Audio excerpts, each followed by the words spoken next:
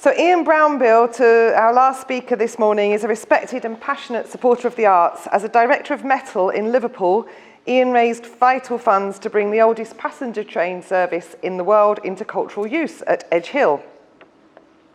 He's an accomplished musician and event producer responsible for Super Slow Way's Rhapsody in 2017 and King Cotton in 2007, a major piece of music theatre co-written with Jimmy McGovern, playing to huge audiences at the Lowry and Liverpool Empire. Ian is currently working in Ormskirk to develop new spaces for culture. So welcome, Ian. Thank you very much. It's great to be here. I'm going to start with an image which a lot of you will be familiar with, I think. But can I just ask you to all stand up for a minute? Do you mind?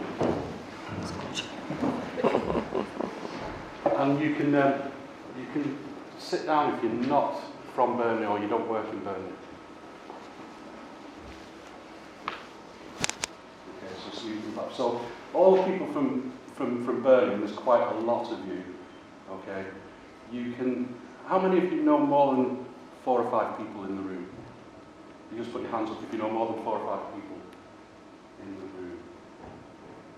So quite a few of you, so you're all in the artist community. That's just interesting. You can all sit down now. I just wanted to get a feel about how connected you are, because I think one of the most important things about events like this is it is an opportunity to really get to know people. And I think that the people that can make a change in Burnley, that you want to make as artists or creatives, are here in the room and they're here in Burnley. And I just think that's really important. The people are here. I've just got. I can't find them, Ian. Yeah, you killed me. Yeah, thanks very much. Sorry about that. It's PC's not talking to Max, so most of you will be familiar with that scene. And when Jay told me that he was moving to Burnley, quite a few years ago now, wasn't it? 5 years ago, Ruth, my wife, and I came up and had a drive around, and that actually I think is the back of where your cafe is, isn't it? But I didn't know that at the time that Jay was going to have a cafe there. But I just found that back street, and I found that quite beautiful actually. That image. I just took it on my phone, and I'm from St Helens. I was born in Liverpool, but I grew up playing in brass bands, and my dad was a conductor. So I used to follow him all the way around Lancashire and Yorkshire, and I just grew to love these northern towns. Now I know Jay spoke about like industrial heritage and stuff like that, but I think it's left us a legacy of beautiful architecture and beautiful buildings, and so I just thought I'd bring that picture along with me.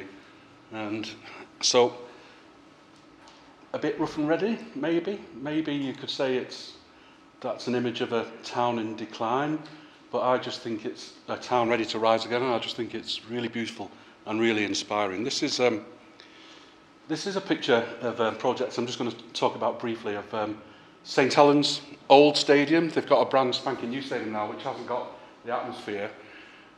It's with a photographer, a project I made with a guy called Phil Starling, and unfortunately Phil passed away a few years ago, but he was an amazing photographer of architecture and buildings. But during the last recession, whenever that started and whenever it will finish, but about 5 or 6 years ago, he was getting less and less work to take pictures of swanky buildings in London, and he wanted to do more sort of socially engaged work. He wanted to come up north. So we started, I invited him up here. He was great. We didn't have any funding, by the way, but I've got a great local pub which serves great local ale, and it's full of really interesting, mainly men, and I wanted to make some work about them. But this is the local stadium, and believe it or not, arguably the best rugby league team in the world. We're playing rugby in that stadium up until a couple of weeks before that photograph was taken. And that was just the day before it was knocked down, and the V, the famous V, the sign of the Saints. I just love the way that the sky's coming through that, and it's just a picture just to think on. So the pub I drink in is a pub called the Turk's Head, and it's a fantastic real ale pub. It was built up by a friend who I'm now working with to develop an art space in Liverpool, in Ormskirk, sorry, which I'll probably talk about a little bit later, but you're welcome to mention it to me. Basically, she developed this pub from something that maybe 40 or 50 men were attending in a week into a pub that became one of the best real ale pubs in England. It was turning over £16,000 a week. and it had some amazing characters in it.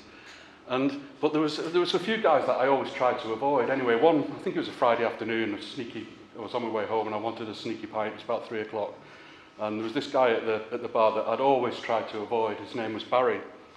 And anyway, I had to speak to him, I had to say hello and what have you. And because he'd always tell the most inappropriate jokes and stuff like that. But anyway, this particular time I got talking to him, and he had a disability. I said, "Hi Barry, I'm Ian, pleased to meet you."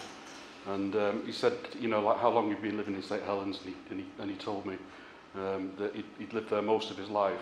And then he went on to tell me that he'd moved from Liverpool because he'd been basically abandoned by his parents because he had this disability. And he went on to tell me this amazing story, basically, how he'd got through this, grown up in Kerr, in a beautiful building in the rural area of St Helens, and basically fought all his life. He worked and everything. And I just thought it was a remarkable story and another smack in the face for me, you know, about the lives that people have. And everyone's got a story to tell. It's the thing that motivates me to, you know, to make work.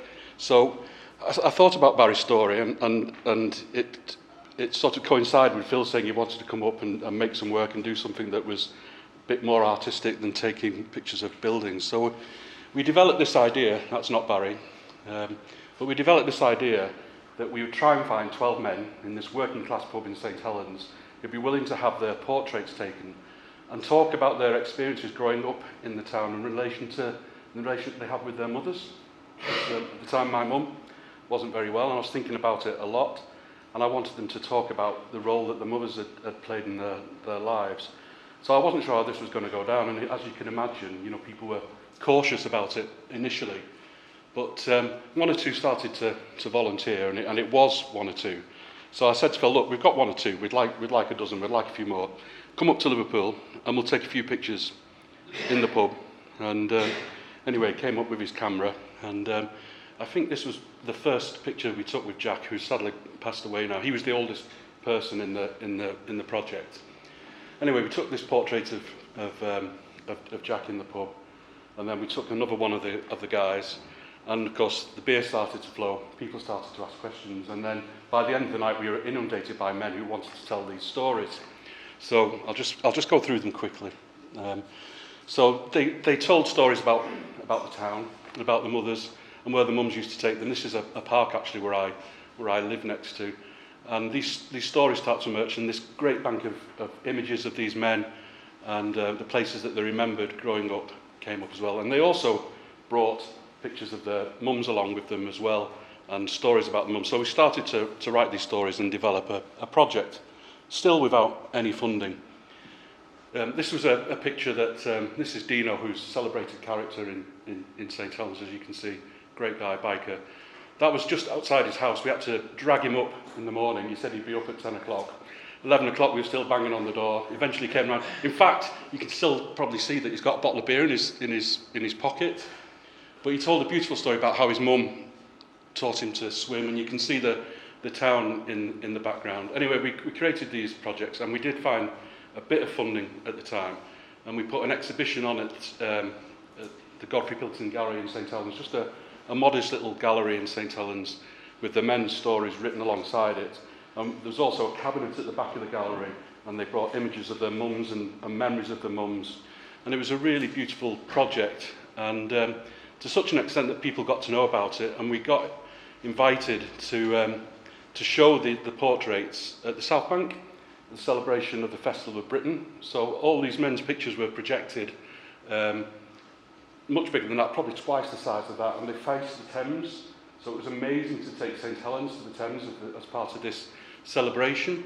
But I suppose what I'm trying to say is that the people are here, and they've got stories that people want to hear as well, and they want to engage, and they want to share those stories. Sometimes it just takes a little bit of effort and thought to get them involved.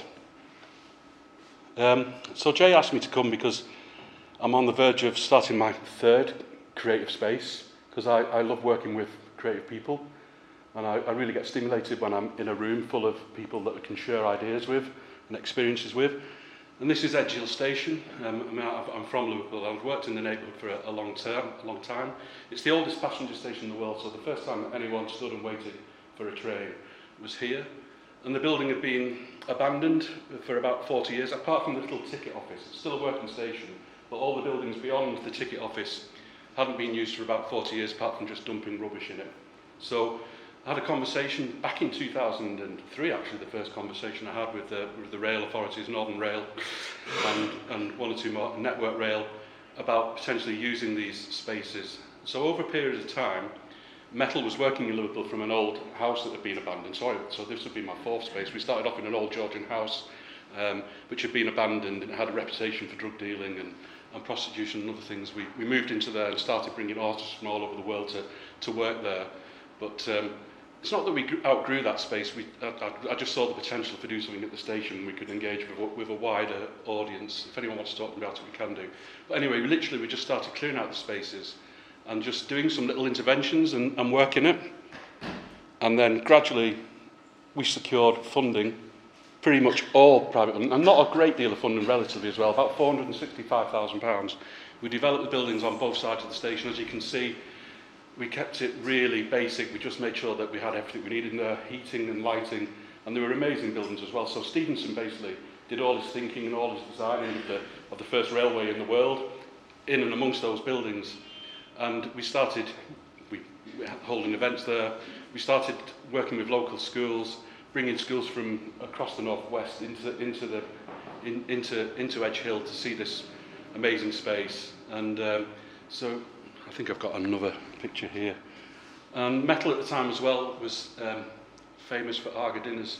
I know it sounds a bit twee, doesn't it, and everything, but getting past the Arga, we were really keen to get people around the table and around food from different backgrounds, not just artists, from right across the sector of society, really, to talk about life and to talk about the role that art has in their life as well. And it was something I really got to enjoy. It's hard work, cooking for 20 people and trying to host a dinner.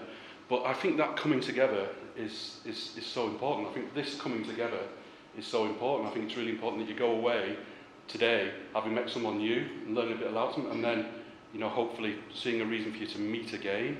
I'm just really encouraging you, like there's strength in numbers, and the artists are there and the people to make things happen that are exciting and transformational in Burnley are there. So that's what an Arga dinner looked like in Edgehill Station. You came and spoke at one of them, didn't you, Jay?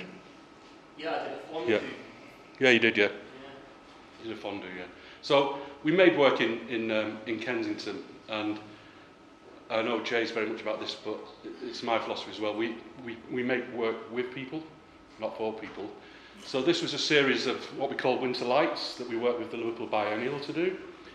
And this was done by a young refugee. So we worked with lots of schools across Kensington, across Toxteth, across Liverpool. And then we selected a series of lights to go and be placed in Kensington. It's neon, so it wasn't very environmentally friendly, I'm afraid. But it made a massive impact. People locally came to call the Burr Minto. And it was supposed to stay just for one winter, but it ended up staying there for about 5 years. It wasn't vandalised, it wasn't touched, people loved it, and it provided a small child an opportunity to really make a mark on his landscape.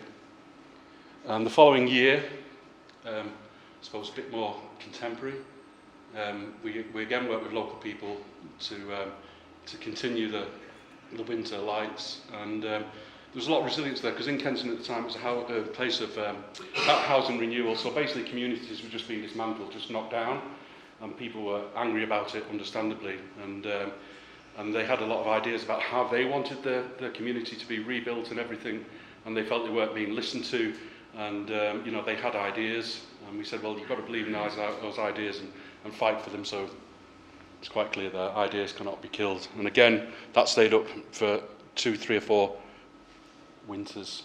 So that's Engelsbeard, another image of Engelsbeard, because I didn't know Jay was going to show it, but again, when we were working at artwork, creating the studios and everything, we worked closely with Salford University and the student community there.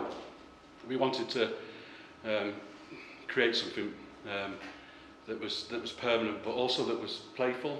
And so it was a climbing wall, as you can see, built to Olympic standards. And we're really proud of that, because I know now that, because I know students who still go to Salford, they regularly say, let's meet at Engels. It's become a meeting place. And for a lot of people, hopefully, they might say, well, who was Engels and everything? And a reference point for probably one of the most important people that ever resided in that town. So I put this image in because it's sort of really left field, but I just really like it. Does anyone know who he is?